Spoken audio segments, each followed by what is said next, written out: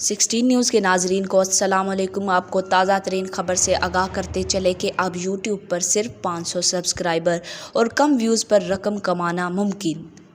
اب یوٹیوب پر رقم کمانے کے لیے 4000 سبسکرائبرز یا ہزاروں گھنٹے کے ویوز کی ضرورت نہیں رہی۔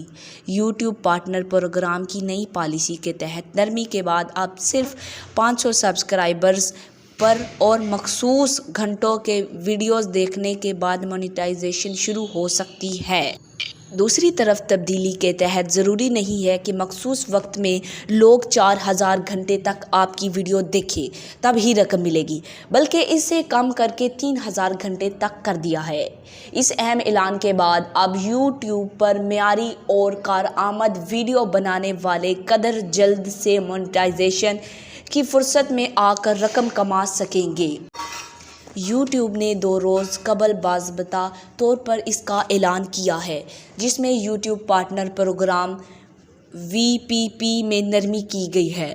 اسی طرح کم فالوورز والے صارفین کے لیے بھی ٹپ وصول کرنے، چینل ممبرشپ، شاپنگ اور پیڈ چیٹ کے آپشن بھی آسان کیے ہیں۔ اسی طرح شارٹ ویڈیو کے ویوز 1 کروڑ سے کم کر کے صرف 30 لاکھ کر دیے گئے ہیں، جو سب سے بڑی تبدیلی ہے۔